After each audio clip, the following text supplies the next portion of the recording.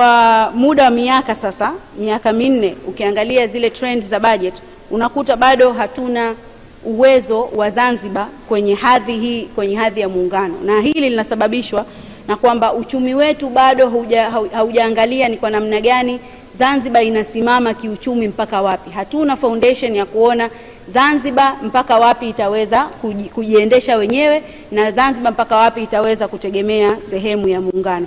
Na masuala mengi ambayo yanajitokeza hususan kwenye upatikanaji wa ajira, tumekuwa tunapiga kelele sana kwa nini ajira za wazawa zinachukuliwa na watu wengine. Ni swala ambalo tunatakiwa tulizungumze na si suala ambalo tunatakiwa tuliogope.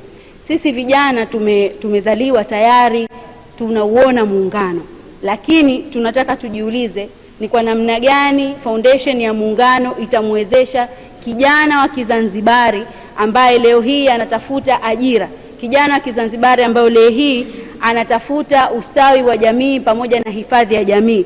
Ni kwa namna gani bajeti ya serikali itamwezesha yeye kupata ajira hiyo bila kuonekana kwamba yeye ni mbaguzi. Masuala mengi ambayo yametokea, tunaambiwa kwamba labda Wazanzibari wanaonekana wakizungumza suala la Uzanzibari linaonekana ni suala la kibaguzi, lakini si suala la kibaguzi, kwa sababu Watanganyika wana nafasi yao katika muungano, Wazanzibari wana nafasi yao katika muungano.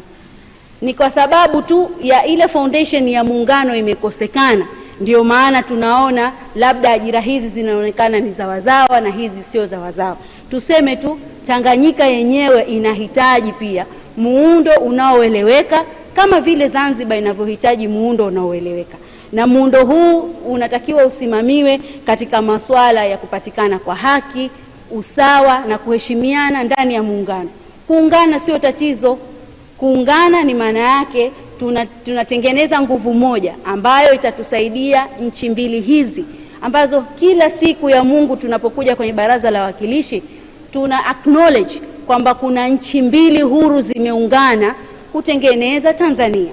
Kwa hiyo isionekane kwamba wakati tunazungumza suala la muungano likaonekana labda ni suala tunataka kuchochea ubaguzi. Hapana, ni suala ambalo tunataka kuhakikisha Mtanganyika anaonekana katika suala la muungano, Mzanzibari anaonekana katika suala la muungano, hasa kwa vijana. Tunapopanga, tunapotumia na tunapoiangalia bajeti ya serikali iwe inaakisi maeneo muhimu ya muungano, lakini iwe inaakisi maeneo ambayo ya Zanzibar yanaonekana clear na ya Tanganyika yanaonekana clear. Na ndio maana unakuta hizi sitofahamu zimekuwa nyingi, kwa sababu Wazanzibari vijana na Watanganyika vijana bado hawajajua sehemu yao katika muungano huu. Imekuwa tu ni ajenda ya watu fulani, ikishazungumzwa kuhusu muungano wanaambiwa labda watu fulani ni wabaguzi. Lakini leo hii tunasimama hapa kuhakikisha sisi vijana wa Tanzania ambao tumeungana, kuna watu vijana wa Zanzibari na vijana wa Tanganyika, tunataka kuwa na bajeti jumuishi, bajeti ambayo itaturuhusu sote Wazanzibari na Watanganyika kujua mipaka yetu, kujua haki zetu, lakini kujua ni wapi tunasimama kwa usawa na uwiano kwa ajili ya ule muungano ambao sisi tunataka tuuendeleze.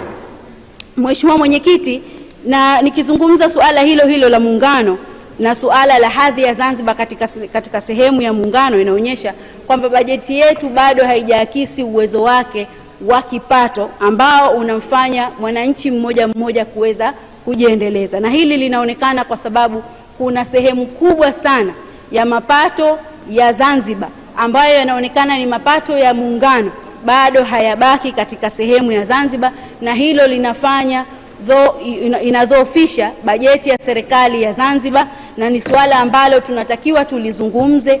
Na mzizi wake wa fitna ni kupata katiba mpya ambayo itakuja kuonyesha muundo mzuri wa serikali ambao unatathmini kabisa sehemu gani ya muungano, ni sehemu gani ya Zanzibar inaingia kwenye muungano na sehemu gani ya Tanganyika inaingia kwenye muungano huo.